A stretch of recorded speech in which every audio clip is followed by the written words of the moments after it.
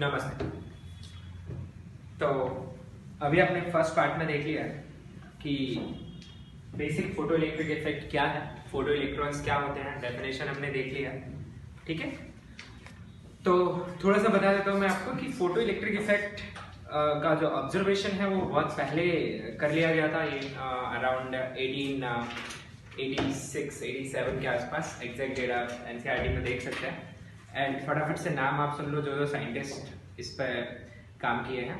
ठीक है, पहले साइंटिस्ट जिन्होंने ये ऑब्जर्व किया था वाज हर्ट्ज, जिनके नाम पे आप देखते हैं फ्रीक्वेंसी का यूनिट है हर्ट्ज। ठीक है, दूसरे साइंटिस्ट हैं हॉलबर्ग एंड लेनार्ड। एंड हॉलबर्ग एंड लेनार्ड इन्होंने इंटेंसिव एक्सपेरिमेंटल स्टडी किया था फोटो इलेक्ट्रिक इफेक्ट का और ऑब्जर्वेशंस उन्होंने बताए थे। ठीक है, तो उन ऑब्जर्वेशंस को ही हम लिस्ट अप करने वाले हैं कि वो क्या क्या है। उसके बाद इन ऑब्जर्वेशंस को आइंस्टाइन ने एक्सप्लेन किया था and he used the idea of Planck quantization principle, और प्लैंक ने प्रिंसिपल दिया था थर्मल रेडिएशन में। ठीक है, तो हम जो मैथमेटिकल पार्ट पढ़ेंगे इसका वो आइंस्टाइंस थ्योरी रहेगी regarding photo electric effect, and observation जो पढ़ रहे हैं दे आर ऑफ हॉलबर्ग एंड लेनार्ड। ओके, तो चलिए फटाफट से अपन हेडिंग बना लेते हैं। Experimental observations of photo electric effect.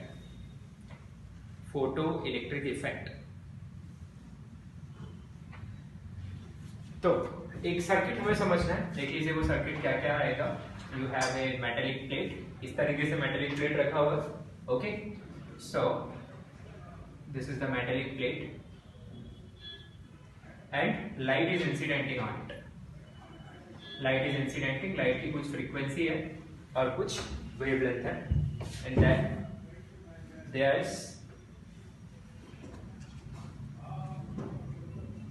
Another plate, इसको बोलते हैं emitter. It is emitter and this is collector. Okay, emitter और कलेक्टर को हम एक बैटरी से कनेक्ट कर देते हैं। This is a battery of variable voltage. ठीक है, and here is some resistance, and we connect a micro ammeter, मतलब ये माइक्रो एम्पियर में करंट मेजर कर सकता है, and also a voltmeter across these plates. Now ये जो बैटरी है इसकी पोलैरिटी रिवर्स की जा सकती है। ठीक है, और रीडिंग ऑफ वोल्टमीटर यहाँ पे V है, तो यहाँ पे दो कन्वेंशन समझ लीजिए। जब मैं V को पॉजिटिव ले रहा हूँ, व्हेन वोल्टेज इज पॉजिटिव, इसका मतलब रहेगा आपका कि जो कलेक्टर है, कलेक्टर हाई पोटेंशियल पे रहेगा। Collector is at high potential, मतलब उसे आप प्लस से दिखा सकते हैं, and emitter is at low potential, negative से दिखाइए। ठीक है, और जब V नेगेटिव है, this voltage V is negative, तो इसका मतलब रहेगा हमारे लिए कि collector is at low potential, that is negative we will use, and emitter is at high potential, positive। तो सिंपल टू से आप पोलैरिटी रिवर्स कर देंगे। अभी जो पोलैरिटी आप देख पा रहे हो उसमें ये मेरा V जो है वो पॉजिटिव ट्रीट करूंगा मैं, कि कलेक्टर हाई पोटेंशियल पे और एमीटर लो पोटेंशियल पे। ठीक है, ऑलराइट, चलिए समझते हैं कि क्या होगा यहाँ पे। तो जैसे हम इस पर लाइट इंसिडेंट कर रहे हैं और लाइट की जो फ्रीक्वेंसी है, एक ऑब्जर्वेशन जो मैं अभी आपको लिखवाऊंगा बाद में, ऑब्जर्वेशन ये है कि फोटो इलेक्ट्रिक इफेक्ट एक सर्टेन फ्रीक्वेंसी से कम फ्रीक्वेंसी पर ऑब्जर्व नहीं होता। ठीक है, यानी इलेक्ट्रॉन्स को बाहर आने के लिए एक सर्टेन फ्रीक्वेंसी की लाइट चाहिए, उससे कम फ्रीक्वेंसी की लाइट फोटो इलेक्ट्रिक इफेक्ट नहीं करा पाती। क्यों नहीं करा पाती, उसकी एक्सप्लेनेशन आइंस्टाइन ने दी है, अपन आगे देखेंगे। अब यहां से आपने इस पर लाइट इंसिडेंट की, यहां से इलेक्ट्रॉन्स बाहर निकले, so photo electrons, these are photo electrons, ये बाहर निकले। इनके पास कुछ एनर्जी हो सकती है, okay, they will have certain energy, and फिलहाल मैंने जो फील्ड अप्लाई किया, फिलहाल मैंने जो पोलैरिटी ऑफ बैटरी रखी है उसके हिसाब से ये हाई पोटेंशियल पे है और ये लो पोटेंशियल पे है, तो फिर यहाँ पे एक फील्ड एग्जिस्ट कर जाएगा in this direction. This is your external field. External means due to this battery. तो आप देख पा रहे हैं कि ये जो एक्सटर्नल फील्ड है वो फ्री इलेक्ट्रॉन्स पर फोर्स लगाएगा, दिस इज एफ एक्सटर्नल, जिसकी वजह से जो फ्री इलेक्ट्रॉन है वो किसकी तरफ मूव करेंगे, कलेक्टर की तरफ। अभी जैसे ही कलेक्टर में पहुंचेंगे, ठीक है, तो कलेक्टर ये जो बैटरी का पॉजिटिव टर्मिनल है एंड फ्री इलेक्ट्रॉन को खींच लेगा और वो किसके थ्रू जाएंगे, इस एमीटर से। तो यहाँ पे आपको एक करंट मिलेगा, you will have a current. क्या डायरेक्शन ऑफ करंट मैंने सही दिखाई है फिलहाल? नहीं, ये गलत हो गई, क्योंकि इस डायरेक्शन में कौन मूव कर रहा है, आपका इलेक्ट्रॉन। तो इन दिस केस करंट की जो डायरेक्शन होगी वो इस तरीके से होगी, opposite to the flow of electron, so इस photo current. Okay, this is the direction of photo current. So आप समझ पा रहे हैं क्यों? क्योंकि इलेक्ट्रॉन यहाँ से यहाँ जा रहा है, तो आपको करंट अपोजिट डायरेक्शन में लेना पड़ेगा। Ammeter and voltmeter are ideal, ठीक है, तो वोल्टमीटर से कोई करंट फ्लो नहीं कर रहा है, इनफाइनाइट रेजिस्टेंस होता है आइडियल वोल्टमीटर का। अब ये बात समझने की कोशिश करिए कि दिस फोटो इलेक्ट्रॉन्स का मतलब क्या हो गया? ऐसे इलेक्ट्रॉन्स जो कि लाइट की वजह से एमिट हो रहे हैं उस एमीटर से। Emitter is a metal, okay. So photo electrons can have energy, और ये किसके फॉर्म में रहती है? काइनेटिक।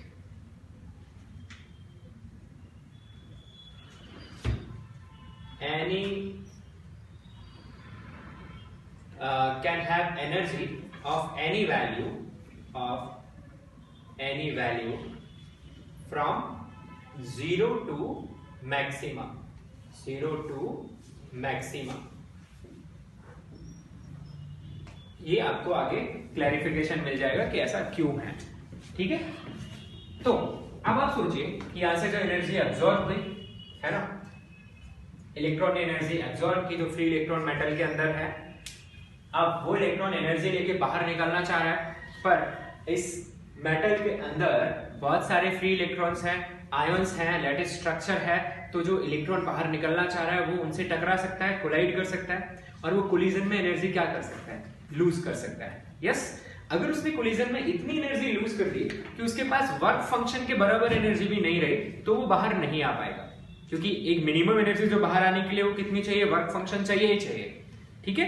तो आपने सपोज एब्जॉर्ब की कुछ, चलो एक नंबर, एक राउंड फिगर ऐसा अपन समझ लेते हैं, मान लो आपने कुछ 100 अमाउंट ऑफ एनर्जी एब्जॉर्ब की, वर्क फंक्शन सपोज आपका 50 है, और आपने कोलिजन में मान लो 60 जूल एनर्जी बर्बाद कर दी 100 से, ठीक है, 60 जूल या 60 इलेक्ट्रॉन वोल्ट यूनिट ले लीजिए, आपने वो बर्बाद कर दी, ऑलराइट। तो फिर बची कितनी आपके पास? 40। तो क्या आप बाहर आ पाओगे? नहीं, क्योंकि आपको कम से कम कितनी तो चाहिए ही थी, वर्क फंक्शन जितना एनर्जी तो एटलीस्ट चाहिए ही चाहिए हमें, है ना। तो अब आपके पास 40 बची है, आप बाहर नहीं आ पाओगे, ये इलेक्ट्रॉन बाहर नहीं आ पाएगा। दूसरा इलेक्ट्रॉन है जिसने 100 में से कोलिजन में 20 बर्बाद कर दी, उसके पास 70 है, 50 वर्क फंक्शन के फॉर्म में चलेगी, तो कितनी एनर्जी लेके बाहर निकलेगा? वो 20 बाहर लेके निकलेगा, समझ रहे हैं? सो this is how you can understand this thing. तो क्यों अलग अलग फोटो इलेक्ट्रॉन्स की एनर्जी अलग अलग हो रही है, समझ रहे हैं? क्योंकि there is a high probability कोई इलेक्ट्रॉन ज्यादा कोलिजन कर जाए और कोई इलेक्ट्रॉन कम कोलाइड करे बाहर आने से पहले। ओके, आपको एनसीईआरटी के चैप्टर्स जरूर पढ़ने हैं। मैं आपको बता दूं एनसीईआरटी के कौन कौन से चैप्टर आप पढ़ने वाले हैं, ठीक है। एक आपको चैप्टर 11 पढ़ना है, चैप्टर 12 पढ़ना है, चैप्टर 13 पढ़ना है, ठीक है, namely dual nature of radiation and matter, दूसरा एटम्स, और तीसरा है आपका न्यूक्लियर। ये चैप्टर्स आप लोग पढ़ के रखेंगे, ओके। तो ये जो इलेक्ट्रॉन बाहर निकले, इनमें एक इलेक्ट्रॉन है जिसके पास ऑलरेडी बहुत सारी काइनेटिक एनर्जी है, तो वो कहां पहुंच सकता है? कलेक्टर प्लेट पर एक इलेक्ट्रॉन है जिसके पास ना के बराबर काइनेटिक एनर्जी है बाहर निकलने के बाद, तो हो सकता है वो कलेक्टर तक ना पहुंचे। ऐसा क्यों हो सकता है? क्योंकि जो एमीटर प्लेट है उससे इलेक्ट्रॉन बाहर निकल जाने से एमीटर प्लेट पॉजिटिवली चार्ज हो जाती है, ठीक है। एमीटर प्लेट के पॉजिटिवली चार्ज हो जाने की वजह से वो इलेक्ट्रॉन्स को बाहर नहीं जाने देती, खींच लेती है। तो जिनके पास एनर्जी है वो तो चले जाते हैं, पर जिनके पास नहीं है वो नहीं जा पाएंगे। अब हमने क्या कर दिया? ये बैटरी लगा दी, बैटरी की वजह से ये एक्स्ट्रा नेगेटिव कर दी और इसे पॉजिटिव कर दिया। तो एक्स्ट्रा नेगेटिव से इलेक्ट्रॉन को और रिपेल करेगी, तो जो इलेक्ट्रॉन बाहर निकले हैं वो और रिपल्शन फील करेंगे। तो ये बैटरी फेवर कर रही है कि नहीं फोटो इलेक्ट्रॉन के मूवमेंट में? फेवर कर रही है फिलहाल। मींस मेरा V पॉजिटिव है, this battery is favouring the motion of electron from emitter to collector. So as I will increase this voltage of this battery, यानी V में बढ़ाऊंगा तो क्या होगा? तो ज्यादा से ज्यादा फ्री इलेक्ट्रॉन्स जो बाहर निकले हैं वो कहां तक पहुंचेंगे? कलेक्टर तक, और कलेक्टर से ये बैटरी का पॉजिटिव टर्मिनल खींच लेगा, तो वो कहां से फ्लो करेंगे फिर? इस एमीटर से। तो आपको ज्यादा से ज्यादा क्या मिलेगा? करंट मिलेगा। तो इन फोटो इलेक्ट्रॉन्स की वजह से इस सर्किट में जो करंट फ्लो हो रहा है उसे बोलते हैं फोटो करंट। क्या बोलते हैं? Photo current. तो आप ये टर्म लिख लेंगे यहाँ पर, फोटो करंट, और इसके सामने चाहे तो आप लिख सकते हैं it is current due to flow of photo electrons. Photo current, it is current due to flow of photo electrons. इसे हम सिंपली आई से रिप्रेजेंट करेंगे। अच्छी बात है। तो करंटली सर्किट आपका ऐसा है, दिस इज द सर्किट। यहाँ पे आपका एमीटर है, यहाँ पे आपका कलेक्टर है, ठीक है, और ये लाइट इंसिडेंट हो रही है, यहाँ पे इलेक्ट्रॉन्स निकले, और ये इलेक्ट्रॉन्स को धक्का इधर की तरफ लग गया, क्योंकि ये हाई पोटेंशियल पे है और ये लो पोटेंशियल पे है। This is how our battery is connected. ठीक है, अब हम क्या कर रहे हैं? बैटरी के वोल्टेज को बढ़ा रहे हैं। बैटरी के वोल्टेज को बढ़ा रहे हैं। तो बैटरी के वोल्टेज को बढ़ाने का मतलब है हम इसे और ज्यादा हाई पे लेके जा रहे हैं, इसे और ज्यादा लो पे लेके जा रहे हैं। तो आपको पता है ये पॉजिटिव नेगेटिव को खींचता है, तो ये जो इलेक्ट्रॉन है उन्हें और ज्यादा ये कलेक्टर खींच लेगा, है ना। तो उससे फायदा क्या होगा? चलिए समझते हैं।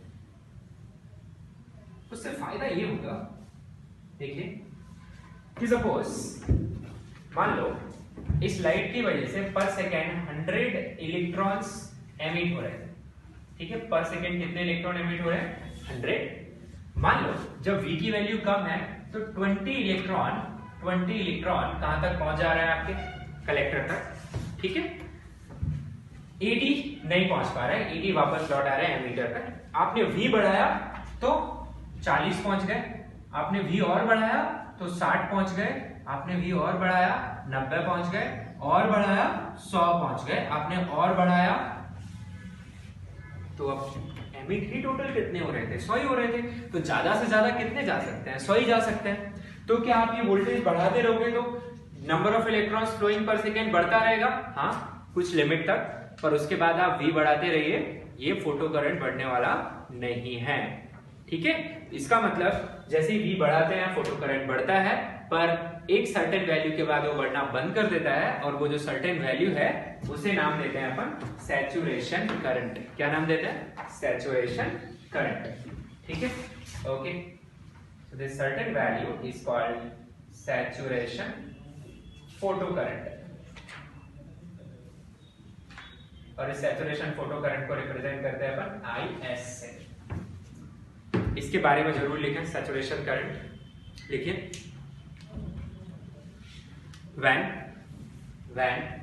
this applied positive voltage, positive का सिग्निफिकेंस मैं आपको ऑलरेडी बता चुका हूं।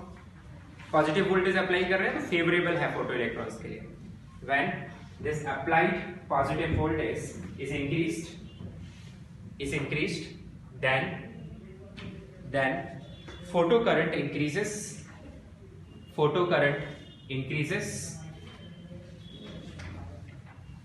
okay, but up to a certain value,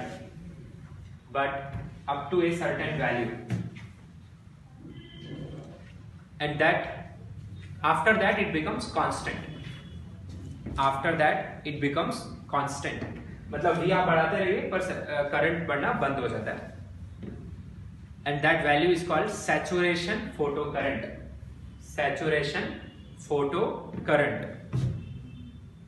ठीक है, okay. Now let us reverse the polarity of this battery. हमने समझ लिया कि अभी इधर हमने लगाया तो क्या हुआ। इसे मैं एक और एग्जांपल से आपको समझा दूं, ठीक है, थोड़ा हमें दिमाग में फीड अच्छे से हो जाता है। तो चलो मान लो आप कि बहुत सारे बच्चे किडनैप कर लिए गए, ओके, और उनको एक रूम में बंद कर दिया गया, नो इमोशंस अटैच्ड, ओके।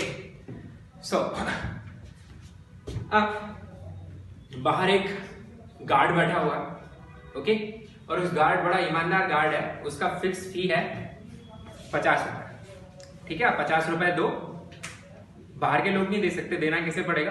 बच्चे को। तो बच्चा 50 रुपए उस गार्ड को देगा तो गार्ड उसे बाहर जाने देगा। सिर्फ एक गेम जैसा रूल बता रहा हूं मैं आपको। बच्चों के पास कोई पैसे नहीं है अंदर, ठीक है।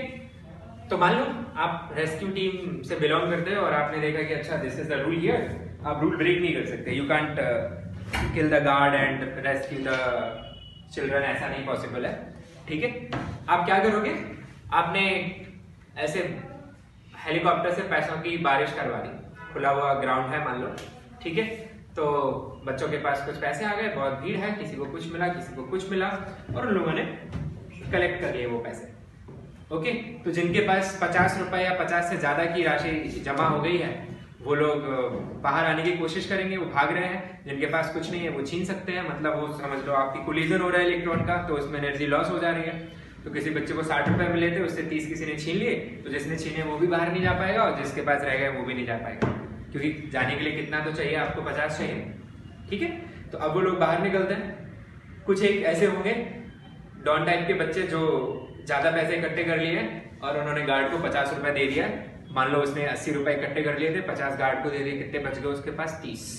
तो ये बच्चा 30 रुपए लेके बाहर निकला है। अब वो वहां से घर जाने का इंतजाम कर सकता है ना। बाहर माहौल सामान्य है, किसी को पता नहीं कि अंदर क्या है, तो बढ़िया उसने ऑटो लिया या कुछ किया, अपने घर पहुंच जाएगा। वो एक बेचारा है जिसने जैसे जैसे 50 रुपए जमा किए थे और 50 गार्ड को दे दिए, यस नथिंग। अब वो कैसे बाहर जाए?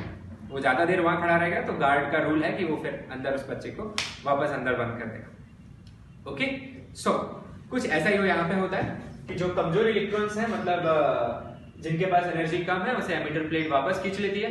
Now come the rescuer. Rescuer यहाँ पे मान सकते हैं आपके लिए जो अप्लाइड वोल्टेज है, पॉजिटिव वाला जो अप्लाइड वोल्टेज है वो आ गया। मतलब आपने बाहर बहुत सारे गाड़ियां खड़े कर दिए, ऑटो खड़े कर दिए, ठीक है, जो बच्चों से बिना पैसे लिए उनको उनके घर पहुंचा देंगे।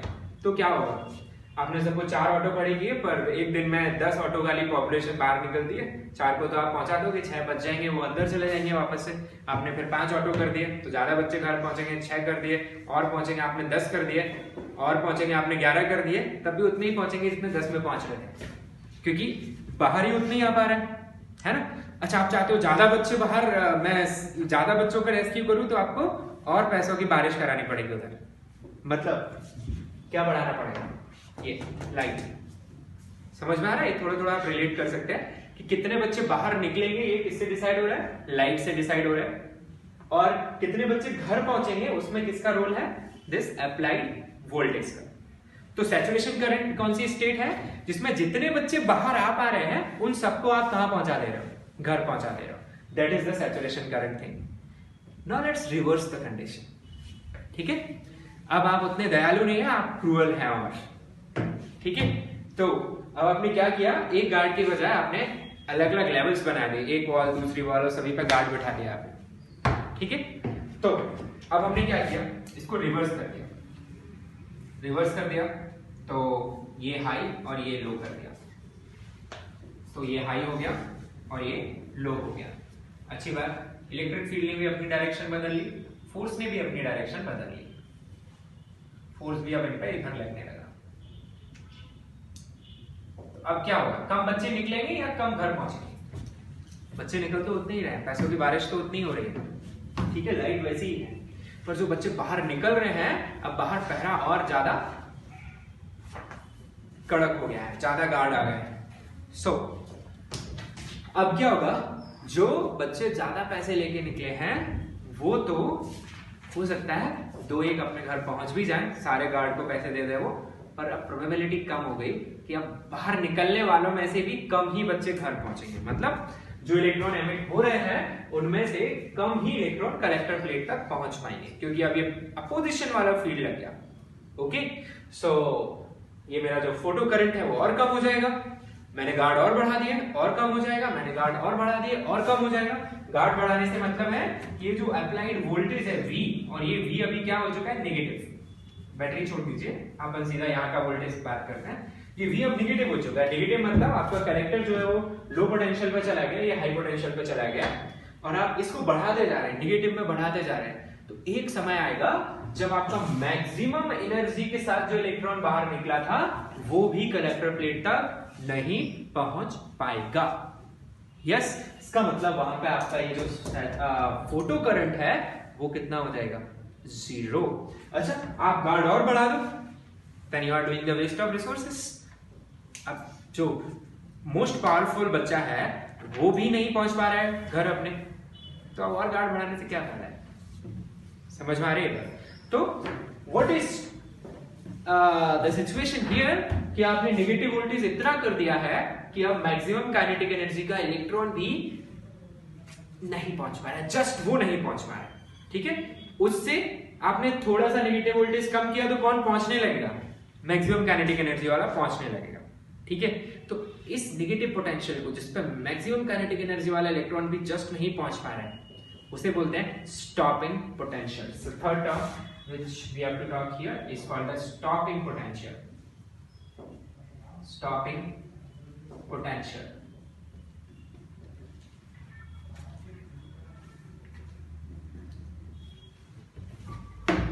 ओके, सो स्पेलिंग चेक कर लेना है ना, बड़ा कंफ्यूजन रहता है। तो स्टॉपिंग पोटेंशियल का मतलब आप लोग समझ गए क्या है? अच्छा, अगर मैंने पोटेंशियल की वैल्यू स्टॉपिंग पोटेंशियल से भी ज्यादा रखी है, जब भी मैं ज्यादा बोलता हूं आपको प्लस माइनस में पढ़ने की जरूरत नहीं है, मैं नेगेटिव में ही ज्यादा बोल रहा हूं। ठीक है, तो क्या कोई भी इलेक्ट्रॉन बाहर जाएगा? जी नहीं। स्टॉपिंग पोटेंशियल के इक्वल रखी है? तब भी नहीं। स्टॉपिंग पोटेंशियल से कम रखी है? हाँ, जा सकता है। 0 रखी है? जा रहे होंगे, कुछ जा रहे होंगे। पॉजिटिव में बढ़ा दिया है और ज्यादा जा रहे होंगे, और बहुत बढ़ा दिया है सब जा रहे होंगे। सबसे मतलब जो निकल पा रहा है वो सब जा रहे होंगे। Okay, so this is the story. I hope you are able to relate it. Well, अभी मैं एक ग्राफ प्लॉट करने वाला हूं related to this discussion which I just did. Let us see that graph, and that graph is between the photo current and this applied voltage V। Photo current and applied voltage. See how it goes.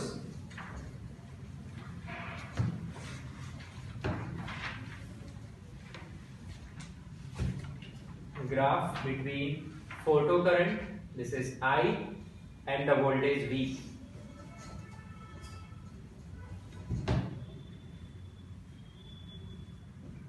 क्योंकि मुझे V की negative values के लिए भी graph plot करना है। देखिए, this is your current voltage. When you apply 0 voltage, this is voltage means the value of this reading of voltmeter. When it is 0, you have certain current. कुछ current रहेगा. When you increase it, current increases and it becomes constant. It becomes constant. और ये जो constant वाली value है इसे क्या बोलते हैं अपन? Saturation current IS। ठीक है, अच्छा, अब अगर नेगेटिव में इंक्रीज कराए उस वैल्यू को, V की नेगेटिव में उसे इंक्रीज कराए तो करंट और कम होगा और कम होगा और कम होगा और कम होगा, और एक पर्टिकुलर वैल्यू पे वो 0 हो जाता है। This is minus V0 for example. Then stopping potential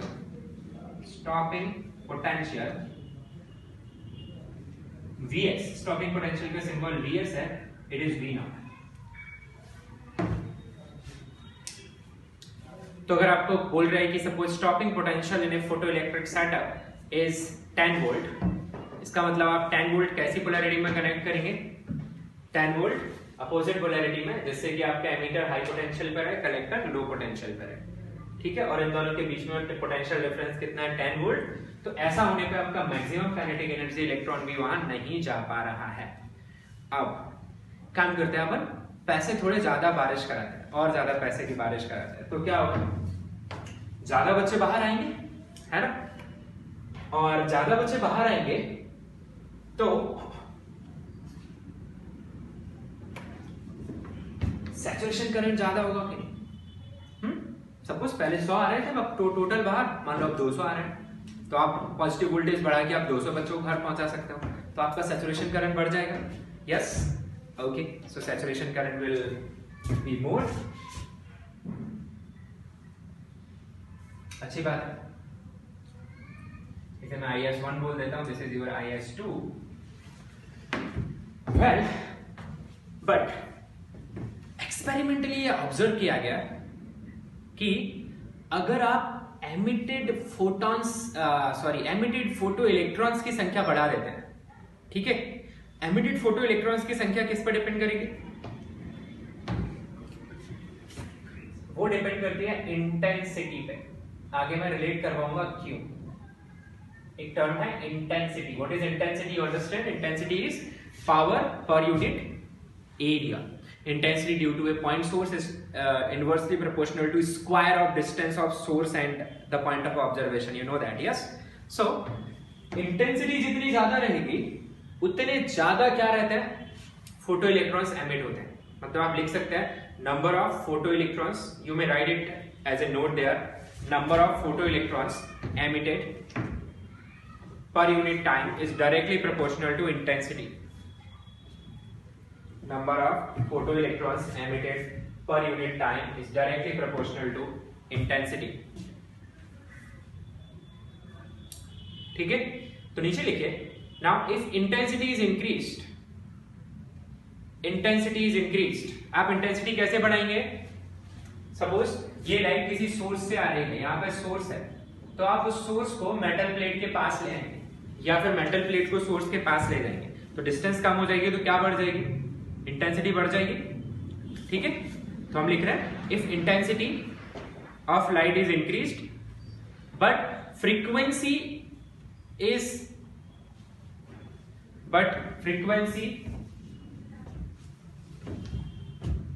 is kept constant.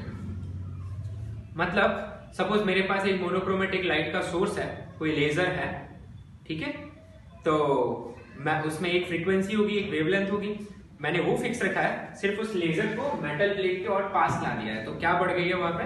Intensity बढ़ गई है।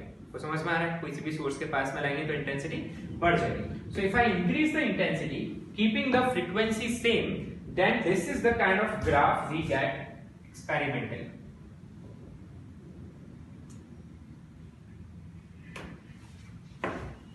ठीक है, अगर मैं और किसी इंटेंसिटी की बात करूं, suppose I talk about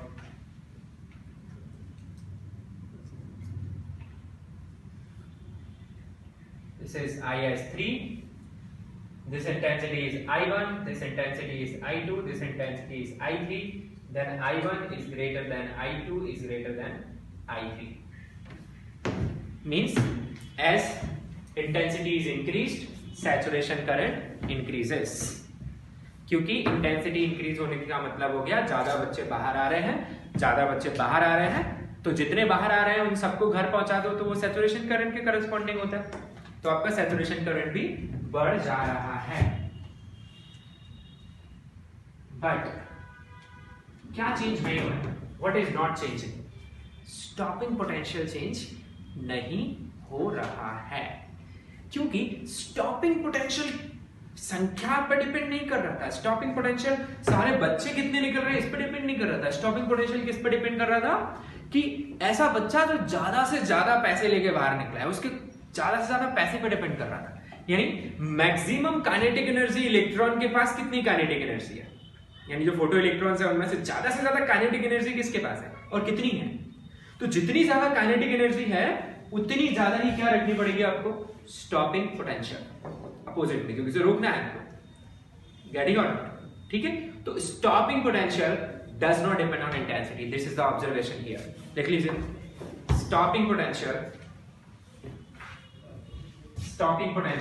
does not depend on intensity.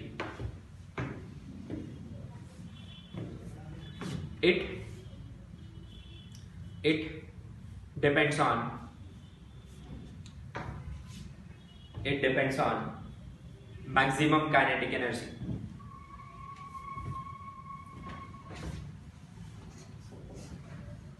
Now, हाँ, और ये लिख लिया था ना पहले कि सैचुरेशन करंट किस पे डिपेंड कर रहा है? आप देख पा रहे हैं ना, सैचुरेशन करंट किस पे डिपेंड कर रहा है? इंटेंसिटी पे डिपेंड कर रहा है। ज्यादा इंटेंसिटी मतलब ज्यादा सैचुरेशन करंट। आप तो वो भी लिख लीजिए, saturation current is directly proportional to intensity. So IS is directly proportional to intensity. Okay, अच्छी बात. Now do another thing. एक दूसरा काम करते हैं. इस बार क्या रखते हैं? इस बार इंटेंसिटी फिक्स रखते हैं. क्या चेंज करते हैं? फ्रीक्वेंसी. समझ रहे? सपोज पहले मैं लाल कलर का सोर्स यूज कर रहा था, लाल कलर वाली लाइट. अब मैं इंश्योर कर रहा हूँ कि एनर्जी पर unit time per unit area जो पहुंच रही है मेटल प्लेट पे वो उतनी पहुंच रही है, पर मैंने कलर बदल दिया, हरे कलर की लाइट इस्तेमाल कर रहा हूँ मैं. तो हरा कलर मतलब मैंने वेवलेंथ बदल दी, वेवलेंथ बदल दी मतलब मैंने क्या बदल दी? फ्रीक्वेंसी बदल दी. ठीक है. So now let us repeat the experiment. अभी क्या किया था हमने? लिखा था हमने, है ना, कि फ्रीक्वेंसी को कांस्टेंट रख रहे हैं और किसे चेंज कर रहे थे? इंटेंसिटी को. यस. तो उसकी वजह से कौन चेंज हो रहा था? सैचुरेशन करंट चेंज हो रहा था, स्टॉपिंग पोटेंशियल चेंज नहीं हो रहा था. अब क्या कर रहे हैं? अब लिखिए. Now if intensity is kept constant and frequency is increased, frequency is increased, या increase की जगह change लिख दीजिए. frequency is changed. Then what happens? तो होता यह है कि जब मैं frequency बदल रहा हूं, then this kind of graph is observed in this I, this is V,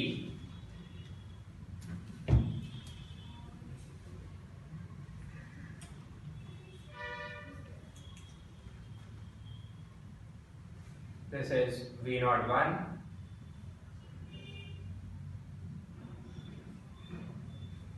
this is V02,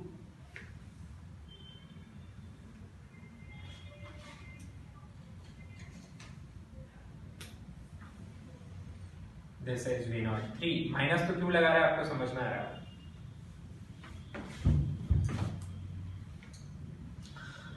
तो इस बार क्या किया हमने उस एक्सपेरिमेंटल सेटअप में? इंटेंसिटी सेम रखी और फ्रीक्वेंसी चेंज की.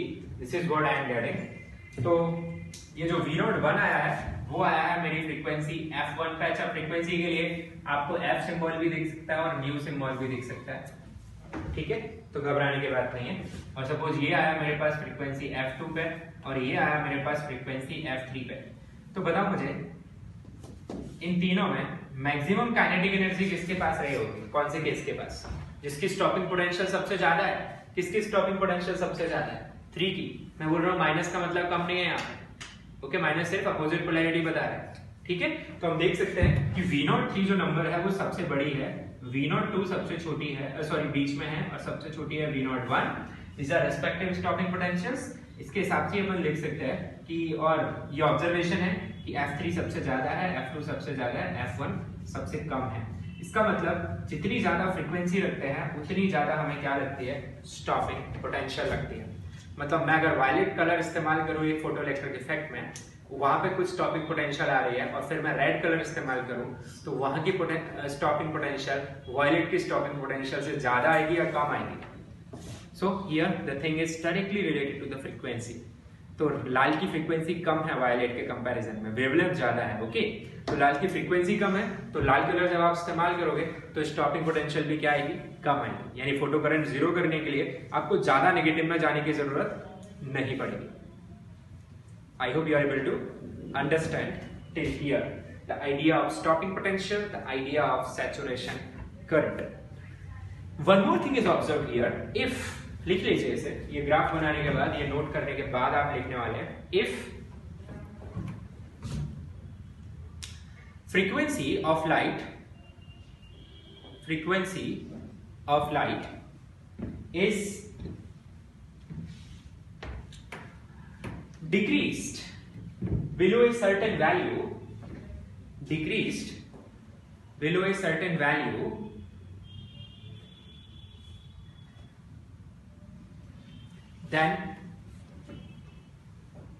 then no photoelectric effect is observed. No photoelectric effect is observed.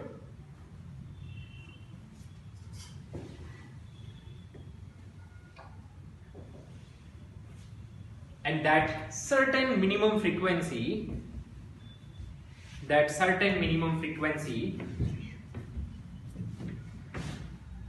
is called threshold frequency. क्या बोलते हैं?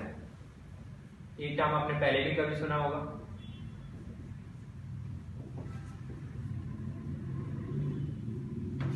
थ्रेशोल्ड का मतलब होता है कि भाई ये बैरियर है, इसे तो क्रॉस करना ही पड़ेगा, ठीक है। मतलब फ्रीक्वेंसी की एक ऐसी मिनिमम वैल्यू एग्जिस्ट करती है जिससे छोटी फ्रीक्वेंसी से फोटो इलेक्ट्रिक इफेक्ट नहीं होता, उससे बड़ी फ्रीक्वेंसी से फोटो इलेक्ट्रिक इफेक्ट होता है। और जितनी ज्यादा बड़ी फ्रीक्वेंसी रखेंगे उतना ज्यादा क्या जरूरत पड़ेगी आपको, स्टॉपिंग पोटेंशियल की, plain and simple. Okay well, अब थ्रेशोल्ड फ्रीक्वेंसी अगर एग्जिस्ट करता है तो क्या भी एग्जिस्ट करेगा, फिर एक थ्रेशोल्ड वेवलेंथ भी एग्जिस्ट करेगा। पर फ्रीक्वेंसी में मिनिमम आ रहा है, वेवलेंथ में क्या आ जाएगा, maximum. Yes, because c equal to F lambda, you know this, c equal to F lambda. तो f को क्या लिख सकते हो आप, c बाय लैम्डा। तो फ्रीक्वेंसी में अगर मिनिमम एग्जिस्ट कर रहा है तो लैम्डा में क्या एग्जिस्ट करेगा, मैक्सिमम। तो लाइन चेंज करके नीचे लिख लीजिए,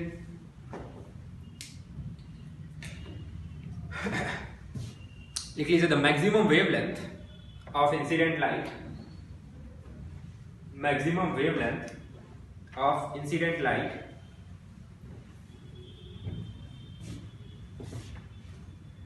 above which photoelectric effect does not is not observed, above which photoelectric effect is not observed,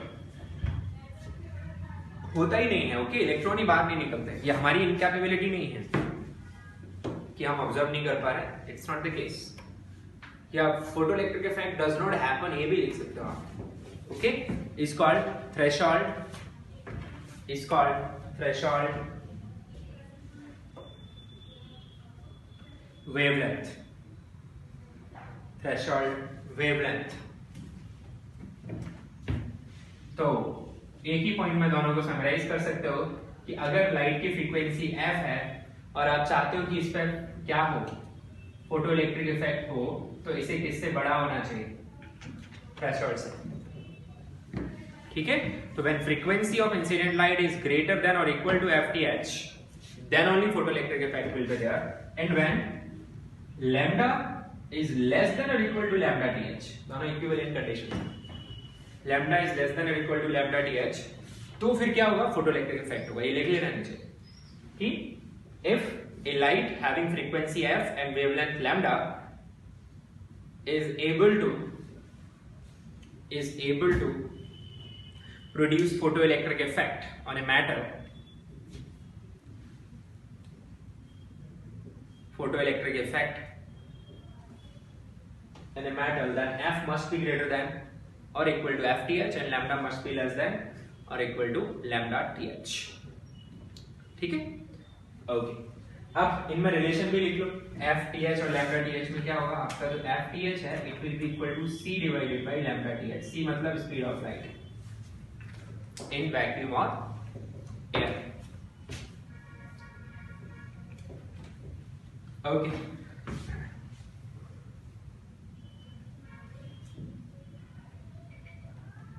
तो अब लिखिए जो हमने अभी तक ये कहानी डिस्कस की है, इसके कंक्लूजन को लिखते हैं and will directly then now jump to the explanation part of it. अभी मैंने ये समझाया नहीं है कि why, I haven't answer any why in this, yes, और हमने ये भी नहीं बताया कि why this saturation current is depending on intensity, मतलब कितने फोटो इलेक्ट्रॉन बाहर निकलेंगे वो इंटेंसिटी पे डिपेंड क्यों कर रहा है। ये तो सिर्फ दो टर्म आ गए, फ्रीक्वेंसी, इंटेंसिटी, पर अभी मैं अपने को फीलिंग नहीं आई है कि इस पे ये क्यों डिपेंड कर रहा है, फ्रीक्वेंसी से फोटो इलेक्ट्रिक इफेक्ट होगा या नहीं होगा, ये कैसे डिसाइड हो रहा है। So now will answer those vice, और ये किसने आंसर किए थे, ये व्हाई, आइंस्टाइन ने। तो अपन उस पर अभी जंप करने वाले हैं। तो प्लैंक्स आइंस्टाइन हाइपोथेसिस पे अपन जाने वाले हैं, प्लैंक थ्योरी पहले पढ़ेंगे और फिर आइंस्टाइन का एक्सप्लेनेशन समझेंगे।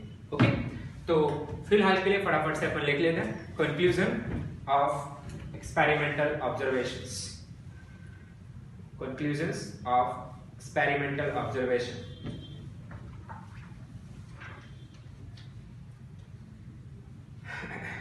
तो भाई पहला देखिए, no photo emission, photo emission मतलब emission of photo electrons, no photo emission is observed if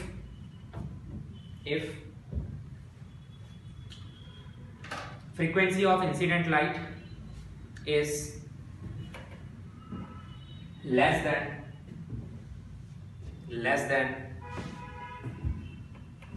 a certain critical frequency, मतलब कौन सी? Threshold frequency less than certain critical frequency, that is threshold frequency. और क्या बोल सकते हैं? और if wavelength of incident light is more than a certain critical wavelength called threshold wavelength,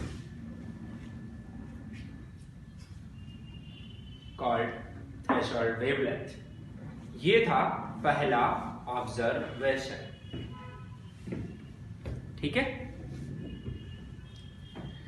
अच्छी बात है। दूसरा ऑब्जर्वेशन क्या है, लिखे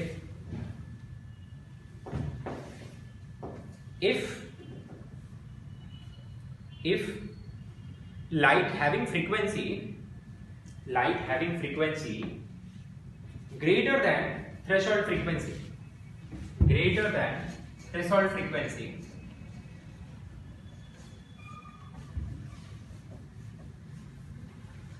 is incident on a metal plate,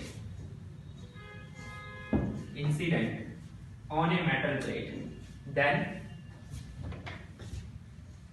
there is spontaneous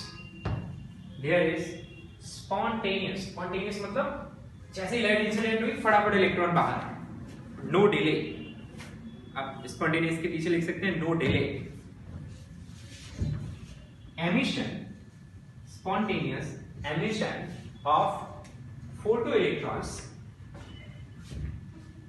takes place even at low intensities.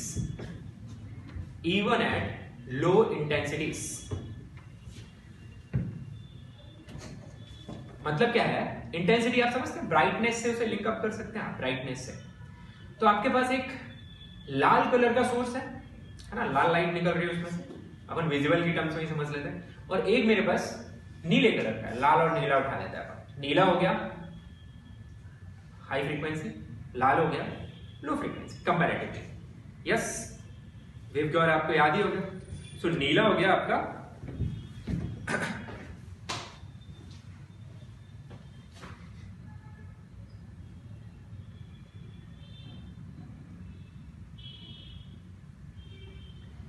okay.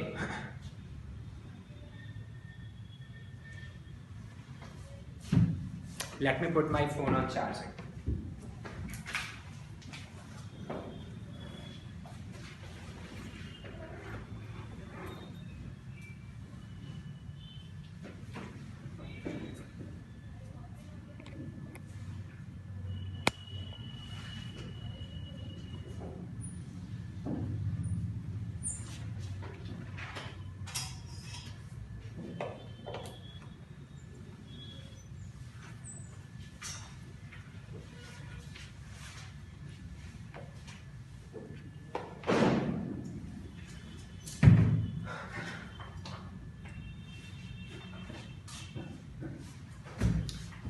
Well let's continue. तो मैं एक एग्जांपल आपको समझा रहा था कि सपोज हमारे पास एक रेड लाइट है और दूसरी है ब्लू। तो आपको पता है frequency of blue light is greater then frequency of red light, wavelength of blue light is less then wavelength of red light. ठीक है, इंटेंसिटी से आप ब्राइटनेस से मतलब निकाल सकते हो। मेरे पास एक बल्ब है जो लाल लाइट निकल रहा है और वो बल्ब बहुत ही डिम है, मतलब बहुत ही लो इंटेंसिटी है उसकी। दूसरा मेरे पास ब्लू है, उसकी मेरे पास दोनों सेट है, इसका भी हाई इंटेंसिटी लो इंटेंसिटी, इसका भी हाई इंटेंसिटी लो इंटेंसिटी। तो मैं देख रहा हूं, ऑब्जर्वेशन मेरा ये है कि रेड का हाई इंटेंसिटी यानी एकदम चमकता हुआ लाल कलर, हाई इंटेंसिटी मैं इंसिडेंट करा रहा हूं and result is no photo electric effect. ठीक है, एंड ऑब्जर्वेशन बता रहा हूं मैं, है ना, ऐसा नहीं कि लाल कलर से फोटो इलेक्ट्रिक इफेक्ट हो नहीं सकता। मैं बता रहा हूं कि मैं एक सर्टेन मेटल है लाल कलर मैंने इंसिडेंट किया और बहुत ही अच्छी इंटेंसिटी का लाल कलर मैंने इंसिडेंट किया। लाल कलर से क्या फिक्स हो गई, उसकी फ्रीक्वेंसी फिक्स हो गई। I am observing no photo electric effect. वहीं पे मैंने ब्लू लिया और ब्लू लो इंटेंसिटी, एकदम डिम सा ब्लू लाइट, बट ब्लू है, and I am seeing photo electric effect is there.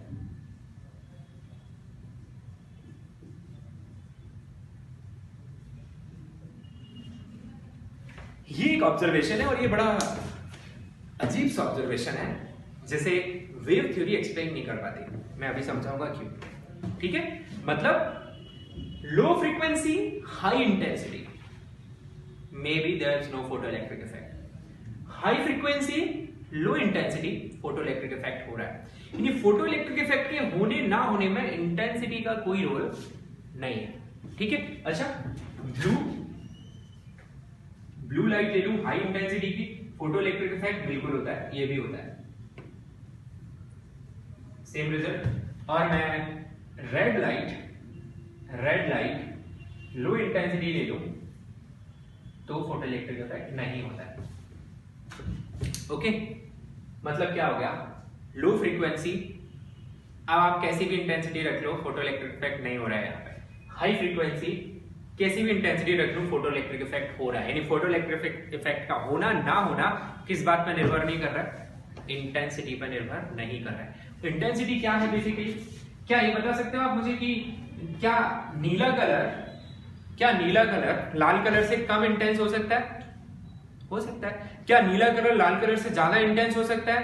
हो सकता है। तो इंटेंसिटी का फ्रीक्वेंसी से कोई लेना देना नहीं है। लो फ्रीक्वेंसी लाइट भी इंटेंस हो सकती है, हाई फ्रीक्वेंसी लाइट भी इंटेंस हो सकती है। इंटेंस हो गया कि पर unit time per unit area कितनी एनर्जी आ रही है। तो लाल कलर भी ज्यादा एनर्जी रख सकता है ना, नीला कलर भी ज्यादा एनर्जी रख सकता है। वो कलर कैसा है वो किससे निर्धारित हो रहा है, वो किससे डिसाइड हो रहा है, वो हो रहा है आपकी फ्रीक्वेंसी से। इतनी बात समझ में आ रही है। तो फोटो इलेक्ट्रिक इफेक्ट में क्या परेशानी आ रही है, समझ पा रहे हैं आप कि frequency is the deciding factor whether photo electric effect will take place और not irrespective of the intensity. Now where intensity plays the role, photo electric effect होने लगे, अब आप इंटेंसिटी चेंज करो तो फिर क्या बदलता है, saturation current. So intensity has a role in deciding the number of emitting photo electrons. ठीक है, ये समझ में आ रहा है। तो ये पॉइंट हमने क्या लिखा हुआ है, मैं रिपीट कर देता हूं। Second point, if light with frequency more than threshold frequency is having low intensity and is incident on a matter, then photoelectric effect is observed or photoelectric effect happens. However, line change and write, however, a light having frequency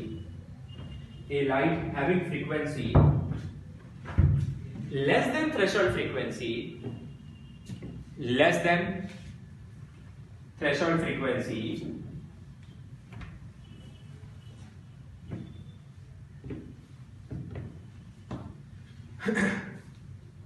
and high intensity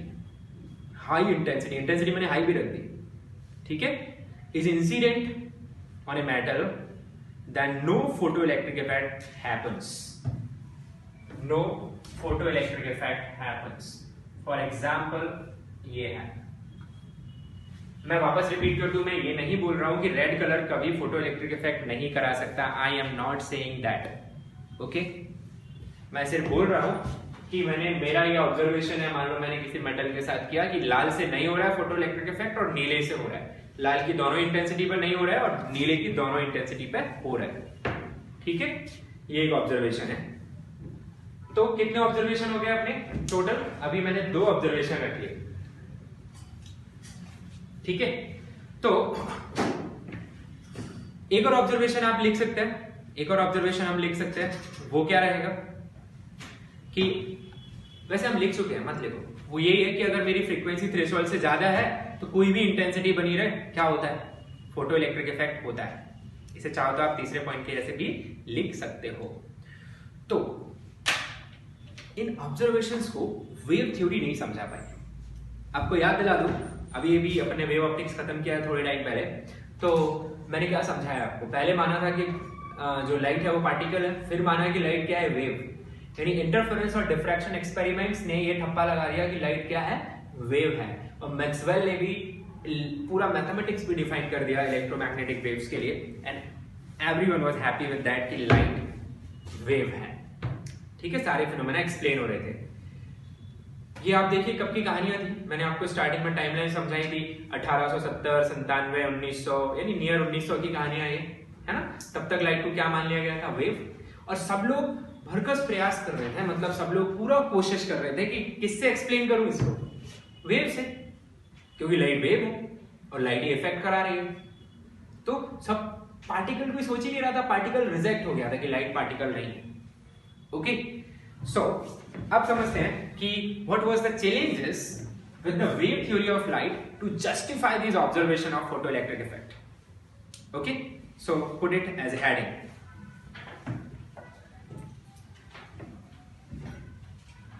लिखिए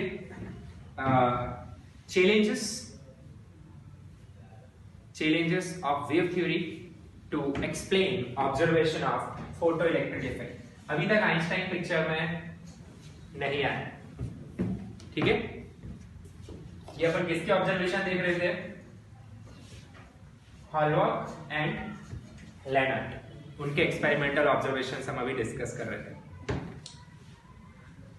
well, first change, let me explain to you the energy. Okay, let me define intensity. ये लिखना है आपको, intensity is energy per unit area per unit time। ठीक है, तो energy को अगर मैं E से लिख दूं, E मतलब फील्ड नहीं है यहाँ पे, अभी क्या है, एनर्जी है, divided by area into time. So I is equal to E by AT। या फिर एनर्जी डिवाइडेड बाय टाइम को पावर भी लिख सकते हैं, power divided by area. So intensity के आपको दो फॉर्मूले ध्यान रखने हैं, एक तो एनर्जी वाला, एनर्जी डिवाइडेड बाय एरिया। ठीक है, अच्छा ये जो एरिया है यहाँ पे, ये बात समझ लीजिए, area is perpendicular to direction of propagation of energy. Energy angle पर रहा तो आपको रिजॉल्व करना पड़ेगा, आगे सिखाऊंगा कैलकुलेशंस में। जैसे अगर एक पॉइंट सोर्स है, for example if you have a point source of power P and you want to find intensity at this distance r from here, then जो लाइट है वो ऐसे रेडियली जा रही होगी, तो आपको ऐसा एरिया विजुअलाइज करना है जो कि प्रोपेगेशन के कैसा हो, परपेंडिकुलर। तो आपको क्या लेना पड़ेगा, स्फीयर। तो यहाँ पे जो इंटेंसिटी आएगी at this location, intensity will give by power divided by 4 pi r²। Okay, तो ऐसा कोई एरिया नहीं चलेगा इश्यू से कि ये सोर्स रखा हुआ है और आप यहाँ पे एक ऐसा प्लेट मान लें और इसका एरिया A ले लें और आप लेते हैं इंटेंसिटी, फिर तो सबके लिए इंटेंसिटी अलग अलग आ जाएगी। ठीक है, तो एरिया कैसे है आपका, perpendicular to the direction of propagation. Alright, ये तो छोटी सी बात होगी। तो इंटेंसिटी का मतलब हो गया भाई एनर्जी। तो बताओ इंटेंसिटी से एनर्जी कैसे निकालूंगा, अगर मुझे इंटेंसिटी दी गई है तो एनर्जी कैसे निकालूं, एरिया और टाइम से मल्टीप्लाई करके, है ना। तो एनर्जी को क्या लिखूंगा मैं, I/AT, मैं एरिया ले रहा हूं कि वो परपेंडिकुलर वाला ही है।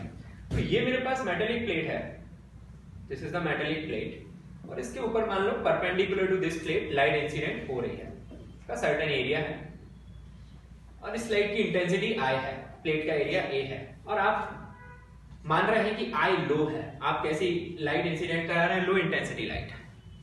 बहुत बहुत ध्यान से सुनना है, मेजॉरिटी ऑफ क्वेश्चन इधर ही बच जाते हैं कि what was the challenges of the wave theory to justify the observation of photoelectric effect, और लोगों को ये बिल्कुल समझ नहीं आता है।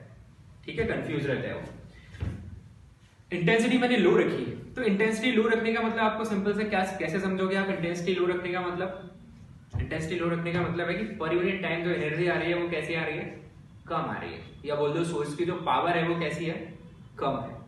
ठीक है, डिम लाइन है, ऐसा बोल सकते हैं। ओके, सो आपकी इंटेंसिटी लो है, और हमने ये भी पढ़ लिया है कि भाई work function, you remember work function, first part में मैंने आपको बताया। तो मेटल से इलेक्ट्रॉन के बाहर आने के लिए आपको कम से कम कुछ एनर्जी चाहिए होती है, जिसे अपन क्या बोलते हैं, वर्क फंक्शन। यस, अब सपोज यहाँ का वर्क फंक्शन कुछ 5 इलेक्ट्रॉन वोल्ट है, ध्यान से सुनना, work function is 5 electron volt, और इंटेंसिटी बड़ी लो है, बहुत ही कम है। तो क्या दिक्कत है, आपको कितनी एनर्जी लगेगी इलेक्ट्रॉन को बाहर निकालने के लिए, 5 इलेक्ट्रॉन वोल्ट या 5 इलेक्ट्रॉन वोल्ट से ज्यादा, ऐसे ही होगा। तो क्या होना चाहिए था कि भाई थोड़ा टाइम लग जाता, मैंने मेटल प्लेट को रख दिया और एक आध घंटे बाद फोटो इलेक्ट्रिक इफेक्ट स्टार्ट हो रहा है, होना चाहिए था कि नहीं इस थ्योरी के हिसाब से कि लाइट कंटिन्यूअसली एनर्जी आ रही है, कंटिन्यूअसली एनर्जी आ रही है, इसने अब्सॉर्ब की, आई बहुत छोटा है, ए फिक्स है, तो थोड़ा टाइम की वैल्यू बढ़ा दो, ज्यादा देर तक एनर्जी इंसिडेंट होने दो, तो आपको इतनी एनर्जी मिल जाए कि वो किससे ज्यादा हो जाए, वर्क फंक्शन से, और इलेक्ट्रॉन निकलने लगे। इससे क्या होना चाहिए था?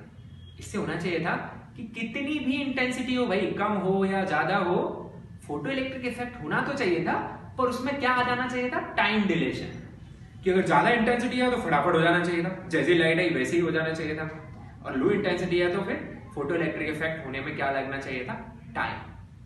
बट जो लेनार्ड है और हॉलबर्ग, उनके ऑब्जर्वेशंस तो क्या बोलते हैं कि फोटो इलेक्ट्रिक इफेक्ट होता है तो स्पॉन्टेनियस होता है, मतलब जैसे ही लाइट गिरी फोटो इलेक्ट्रॉन बाहर, और नहीं होता है तो नहीं होता है। ये टाइम डिलेशन वाला चीज नहीं है उसमें। समझ में आ रही है क्या बात? अपन ने लिखा, अगर अपन ये पॉइंट नहीं लिखा ऑब्जर्वेशन में तो आप इसे ऐड करने वाले हैं, ठीक है, अगर मैंने नहीं लिखा है तो। ओके, कि फोटो इलेक्ट्रिक अगर आपकी फ्रीक्वेंसी थ्रेशोल्ड से ज्यादा है तो फोटो इलेक्ट्रिक इफेक्ट स्पॉन्टेनियस होता है, और अगर कम है तो नहीं होता है, there is no time dilation. Wave theory के हिसाब से हर इंटेंसिटी पे क्या होना चाहिए था? Photo electric effect. जबकि सच में क्या होता है कि इंटेंसिटी कम हो या ज्यादा हो, अगर फ्रीक्वेंसी प्रॉपर नहीं है तो फोटो इलेक्ट्रिक इफेक्ट नहीं होता है, और ऊपर से स्पॉन्टेनियस होता है अगर होता है तो। Is that clear? तो अगर वेव थ्योरी की माने तो क्या ऑब्जर्वेशन आने चाहिए थे? ऑब्जर्वेशन आने चाहिए थे कि फोटो इलेक्ट्रिक इफेक्ट हर फ्रीक्वेंसी पे होना चाहिए था, ठीक है। कम इंटेंसिटी वाले फोटो इलेक्ट्रिक इफेक्ट थोड़े लेट होने चाहिए थे, और ज्यादा इंटेंसिटी वाले फोटो इलेक्ट्रिक इफेक्ट जल्दी होने चाहिए थे। ये ऑब्जर्वेशन एक्सपेक्टेड थे कहां से? वेव थ्योरी से। पर कहानी तो एकदम 180 डिग्री फ्लिप होके आ रही है। आ रही है कि नहीं आ रही है? मतलब wave nature of light is not able to justify observation of photo electric effect. इसीलिए फोटो इलेक्ट्रिक इफेक्ट को क्या माना जाता है? It's a solid proof of particle nature of light. I explain कि हाउ पार्टिकल नेचर से ये point justify हो जाते हैं। तो पहले अपन ये लिख लेते हैं, लिख लीजिए, ये बातें तो लिख लीजिए, ठीक है। तो लिखे इसमें आप पहला पॉइंट लिखिए, या सीधा ही पैराग्राफ जैसे हिसाब लीजिए, देखिए according to the wave theory, according to the wave theory,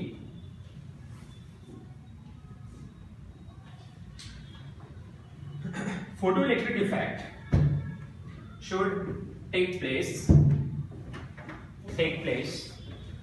at all intensities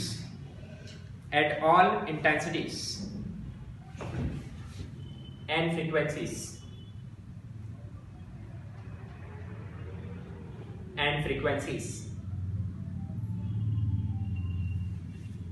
and for low intensity situations,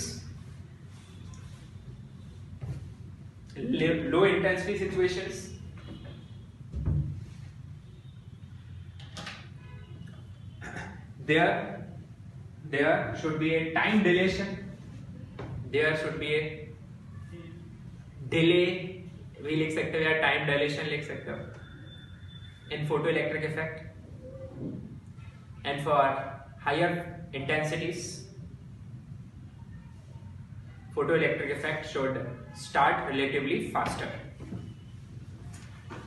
Photoelectric effect should start relatively faster.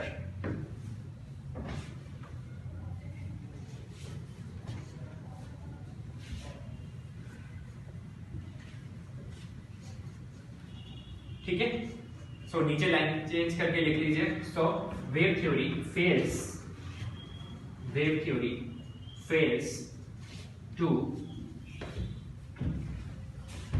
explain observation of photoelectric effect.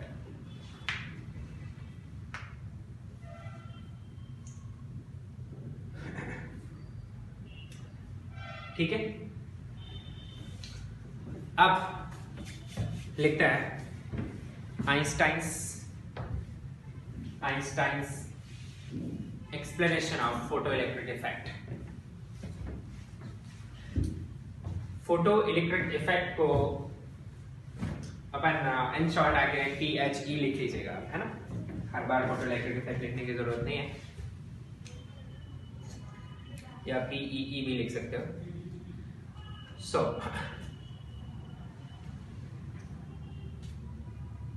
अब इसमें अपन बात करते हैं पहले प्लैंक्स थ्योरी की। देखिए Planck's quantum theory, quantum theory बताओ, ये अपन पूरी चर्चा किसकी करने वाला है? फोटॉन की। लिखिए इसमें the light energy from any source is an integral multiple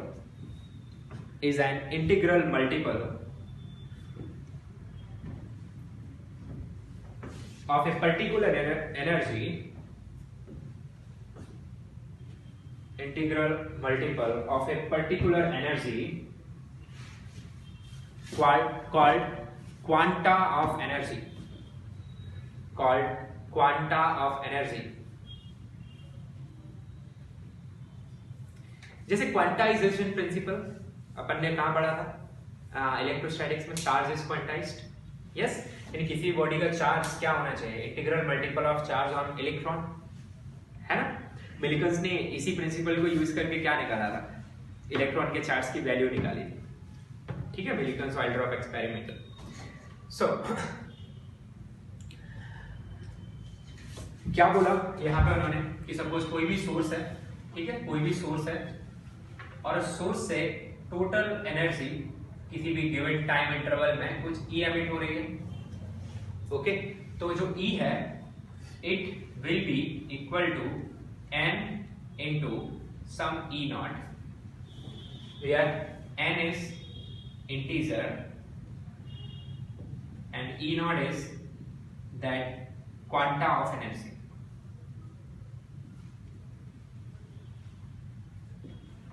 ठीक है, and according to the Planck, this E naught is directly proportional to frequency. ठीक है, अब फ्रीक्वेंसी टर्म तो किससे लिंक्ड है? पार्टिकल से तो है नहीं, किससे लिंक्ड है? वेव से, है ना? कि वेव में जो ऑसिलेशंस हो रहे हैं पर सेकंड कितने ऑसिलेशंस हो रहे हैं। सो E naught is related to frequency and E naught is equal to h into f. Here h is called Planck's constant. H is called Planck's constant.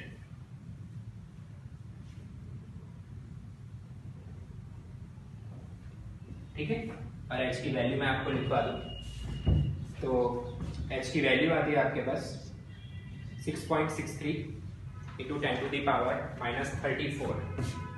6.63 into 10 to the power minus 34.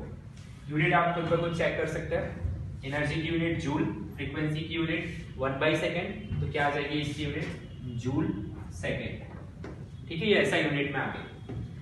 अब इसको अपन electron volt में भी convert कर सकते हैं। जो h की value है वो इलेक्ट्रॉन वोल्ट में निकल के आती है 4 into 10 to the power minus 15 electron volt second. कैसे निकाल सकते हो आप ये नंबर यहाँ से, है ना? आपको पता है 1 जूल, आप कन्वर्ट कर सकते हैं as 1 joule can be written as 1 by 1.6 into 10 to the power minus 19 electron volt. 1/2 लिखा, समझ में आ रहा है? 1 इलेक्ट्रॉन वोल्ट ऐसा होता था, वो ऐसा उल्टा कर दिया अपन ने। तो यहाँ पे जूल की जगह आप ये पुट कर दीजिए, तो आपको h की वैल्यू कितनी मिलेगी? 6.63 into 10 to the power minus 34 divided by 1.6 into 10 to the power minus 19, और ये आ जाएगा आंसर इलेक्ट्रॉन वोल्ट सेकेंड में। तो कितना मिल जाएगा आपको फिर? वो लगभग 4 into 10 to the power minus 15 electron volt into second. ठीक है, तो this is the Planck's theory. Later on, Einstein talked about momentum of this quanta. कि ये जो क्वांटा है ये सिर्फ एक नंबर नहीं है, this number carries a momentum like a particle. ठीक है, अभी अपन बात करेंगे कि what is momentum associated with this quanta, and then the name photon came into the picture. Okay so अभी प्लैंक ने तो सिर्फ क्या बोल दिया कि एक फिक्स्ड नंबर एग्जिस्ट करती है जिसके इंटीग्रल मल्टीपल में किसी भी सोर्स की एनर्जी होती है। अब इससे पार्टिकल नाम किसने दिया? आइंस्टाइन ने। Okay will come to that, फिलहाल हम लिख लेते हैं this one quanta of energy is called photon, is called photon. An energy of a photon of light of frequency f is E naught equal to hf। ठीक है, तो wave nature तो है ही लाइट का यार। वेव नेचर अगर अपन गायब कर देंगे तो फिर कौन से एक्सपेरिमेंट एक्सप्लेन नहीं हो पा रहा है। ऐसा थोड़ी है कि नया एक्सपेरिमेंट मिल गया तो पुराने खत्म हो गए। साइमल्टेनियसली आप YDAC कंडक्ट कर सकते हैं फोटो इलेक्ट्रिक इफेक्ट के साइड बाई साइड में। एक रूम में फोटो इलेक्ट्रिक कर लो, दूसरे में YDAC, एक ही टाइम फ्रेम में, मतलब दोनों साइमल्टेनियसली करेक्ट है। फिर इसीलिए क्या मान लिया गया था कि लाइट कैसा बिहेवियर पोजेस करती है? ड्यूअल बिहेवियर, कि वो पार्टिकल के जैसे ही बिहेव कर सकती है और वेव के जैसे भी बिहेव कर सकती है। ओके तो वेव वाली कैरेक्टरिस्टिक में क्या रहेगा? फ्रीक्वेंसी रहेगी, इंटेंसिटी रहेगी और वेवलेंथ रहेगी। तो वो सारी नंबर्स भी हैं लाइट के पास। ओके आप उसी से लिंक करना है आपको किसके साथ? पार्टिकल नेचर के साथ। This is the quanta of light. So अगर लाइट की फ्रीक्वेंसी f है तो उसके क्वांटा की वैल्यू या उसके फोटोन की एनर्जी कितनी होगी? उसके फोटोन, एक फोटोन की एनर्जी कितनी होगी? hf। ठीक है, तो किसका फोटोन ज्यादा एनर्जेटिक है विजिबल में? किसका फोटोन ज्यादा एनर्जेटिक है? वायलेट कलर का, है ना। और किसका फोटोन कम एनर्जेटिक है? रेड कलर का। तो हम जो बोलते हैं ना कि एक्सरेज आर मोर एनर्जेटिक, ऐसा नहीं है। मैं नहीं तो अपन एक्सरे तो फिर हमारे लिए हार्मफुल हो जाएंगे। हम फिर जब हम है ना बोन फ्रैक्चर डिटेक्ट करने के लिए एक्सरे यूज करते हैं तब तो दिक्कत हो जानी चाहिए। पर हम उन्हें कैसी एक्सरे यूज करते हैं? Low intensity x rays. Frequency high है पर इनकी इंटेंसिटी क्या रखते हैं? कम रखते हैं। बिल्कुल ऐसे ही जैसे कैसे सपोज इंडिया की करेंसी का क्वांटा कितना है? 1 रुपी। सबसे छोटी इंडियन करेंसी, आप कोई भी इंडियन करेंसी उठा लो, कोई भी अमाउंट ऑफ मनी किसी के घर पे भी उठा लो, बैंक्स वाला हटा है ना, बैंक में डेसिमल में मिल जाता है। अपन रेगुलर किसी घर पे कैश पड़ा हुआ है तो उसके कैश को किसके टर्म्स में लिखा जा सकता है? इंटीजर इंटू 1 रुपी लिखा जा सकता है कि सपोज मैं कंफर्म तो नहीं है मुझे यूएस में कि डॉलर से छोटा कोई करेंसी उनके यहाँ चलता है कि नहीं, ठीक है, पर चलो मैं एग्जांपल के लिए ले रहा हूँ, है ना, कि यूएस में suppose dollar is the quanta of currency for example. तो वहां पे उनके जो कैश एग्जिस्ट करेगा वहां के किसी भी सिटीजन के पास, वो इंटीग्रल मल्टीपल ऑफ डॉलर्स में करेगा फिर, है ना। तो आप समझ पा रहे हैं क्वांटा का क्या मतलब है। पर क्या ये जरूरी नहीं, क्या ये नेसेसरी है? अब बताओ किसका क्वांटा बड़ा है इस हिसाब से? इंडिया के करेंसी का क्वांटा बड़ा है या फिर अमेरिका की करेंसी का क्वांटा बड़ा है? अमेरिका की। चाइना की करेंसी का क्वांटा और कम कर दिया उन्होंने, तो उससे ये फर्क नहीं पड़ता कि वो देश अमीर है ना, वो देश कम नंबर ऑफ नोट्स इस्तेमाल कर रहा है। अरे समझे कि नहीं? ठीक है, अभी 2000 का नोट आ गया था तो इससे क्या भारत अमीर गरीब हो गया था? नहीं, उससे फर्क ये पड़ रहा था कि पहले लोग जो 100 रुपए की 20 नोट रख के घूमते थे वो अब क्या हो गया था? आपका एक ही नोट हो गया था, तो खो गया तो लोग रो देते थे एकदम। तो क्वांटा आप लोग समझ पा रहे हैं। तो क्या एक अमेरिका का व्यक्ति भारत के व्यक्ति से गरीब हो सकता है? अरे भाई हो सकता है, नहीं हो सकता है। बोले कि भारत में 1-1 रुपए के टर्म से मिलता है, उधर $1 भाई है ना 70 रुपए का है, तो और बढ़ गया अब तो, है ना। तो ऐसा नहीं है, हो सकता है यहाँ पे कुछ 5000 करोड़ रुपए हो किसी के पास और वहां पे $500 हो, तो इट एक्सिस्ट, यस। तो ये बहुत बड़ा कंफ्यूजन दिमाग में बैठा रहता है कि एक्सरेज आर मोर एनर्जेटिक, मतलब लाल कलर तो कभी उतनी एनर्जी लेगा ही नहीं जितनी एक्सरे के पास है। अरे भाई हो सकती है, एक्सरे के एक फोटोन, एक क्वांटा की एनर्जी लाल कलर के एक क्वांटा से क्या है? ज्यादा है। पर मैं लाल कलर के लाखों क्वांटा लेके आ जाऊं, एक्सरे का एक ही ले आऊं, तो टोटल एनर्जी किसकी ज्यादा हो सकती है? रेड की ज्यादा हो सकती है। समझ में आ गई ये बात? तो एनर्जी किसी भी ज्यादा हो सकती है। जब हम कंपेयर करते हैं तो किसके बारे में कंपेयर करते हैं? सिंगल फोटोन के बारे में कंपेयर करते हैं, ठीक है भाई। तो अब अगर फ्रीक्वेंसी f है, suppose wavelength of that light wavelength, अभी मत बोलना यार पार्टिकल की वेवलेंथ का क्या मतलब है, कोई मतलब नहीं है, ठीक है। वेवलेंथ टर्म किससे लिंक्ड अप है, आपके वेव नेचर से। So wavelength which is lambda, okay, तो आप क्या लिखोगे, c equal to f lambda. तो मैं f को क्या लिख सकता हूँ, f को लिख सकता हूँ c by lambda. So energy of a photon आप hf भी लिख सकते हैं और क्या भी लिख सकते हैं, hc बाय लैम्डा भी लिख सकते हैं, लिख सकते हैं कि नहीं, समझ में आ रहा है ये। और यहीं से उत्पत्ति होती है एक और नए ब्रांच की फिजिक्स में, इसको बोलते हैं क्वांटम मैकेनिक्स और क्वांटम फिजिक्स। क्वांटम टर्म कहां से आया है, क्वांटम टर्म आया है कि हर एक छोटी छोटी यूनिट से दुनिया बनी है, ठीक है, और यूनिट्स के परम्यूटेशन कॉम्बिनेशन से ही हम अलग अलग दिखते हैं। जैसे all human almost contains same number of vital organs in the body, है ना, जैसे हार्ट होगा, दिमाग होगा, आंखें होंगी, तो वो सबके पास सेम है, बट अंतर भी है उनमें, है ना। तो अंतर किसमें हो जाते हैं, उनके अरेंजमेंट्स में, हाइट, वेट एंड ऑल। तो ऐसे ही दुनिया की हर चीज है मिली तो किससे, बनी तो किससे ही है, इलेक्ट्रॉन, प्रोटॉन, न्यूट्रॉन से।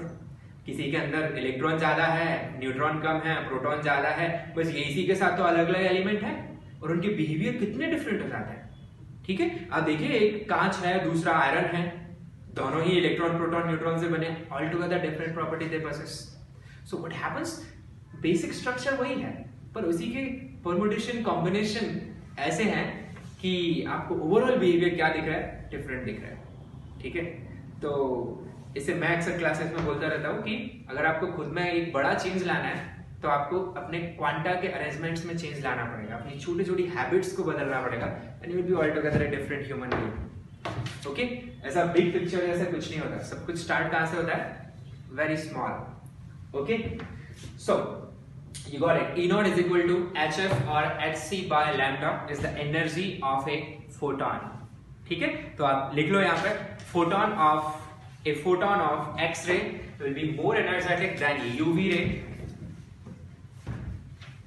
So E naught मतलब हो गई मेरी energy of photon of x-ray will be more than E naught of UV ray will be more than E naught of violet color, ठीक है, will be more than E naught of red, E naught of infra, तो all that spectrum you know, ठीक है। So this is comparison of energy of photon, ठीक है। Now how this is linked with the intensity, let's look at the intensity. Intensity में क्या depend करेगा,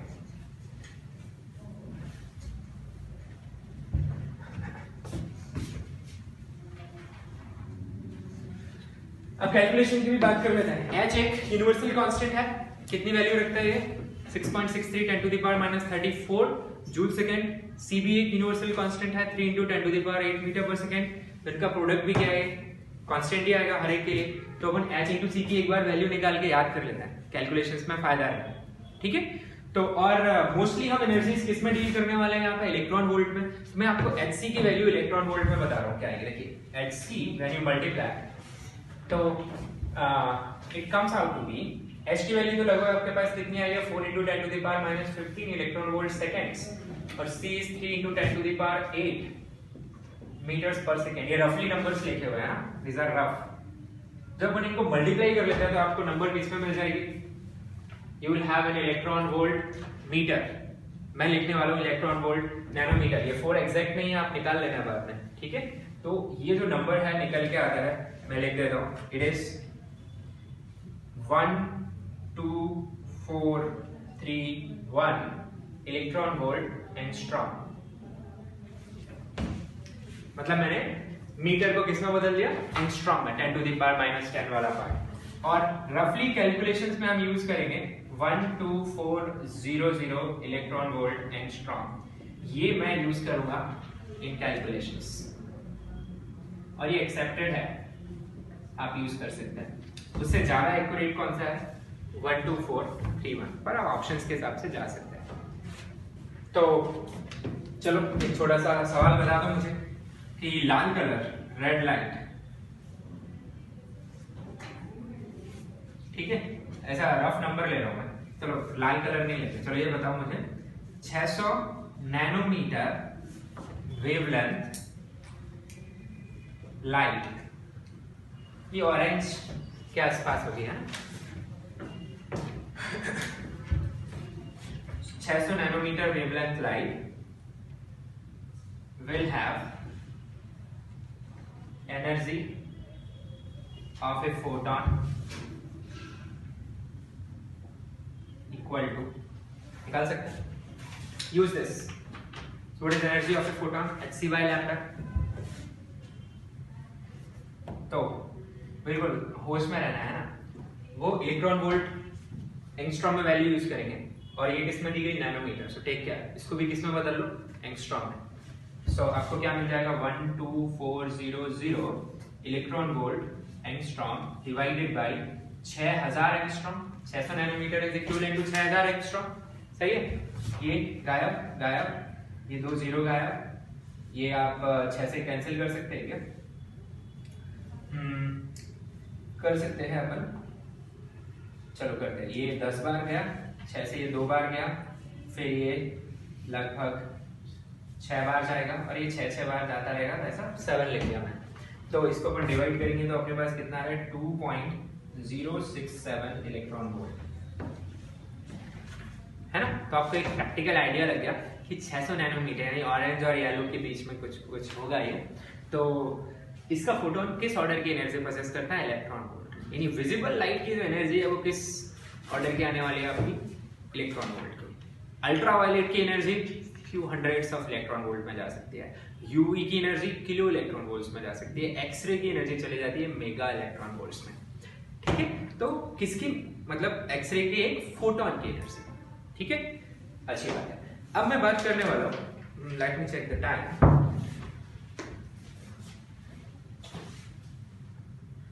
okay, चलो फिर इतना ही रखते हैं अपन आज के लिए। अगले सेशन में समझते हैं फोटोन के बारे में कुछ और फोटो इलेक्ट्रिक इफेक्ट भी अपन फाइनली खत्म करेंगे अगले में। Okay, thank you.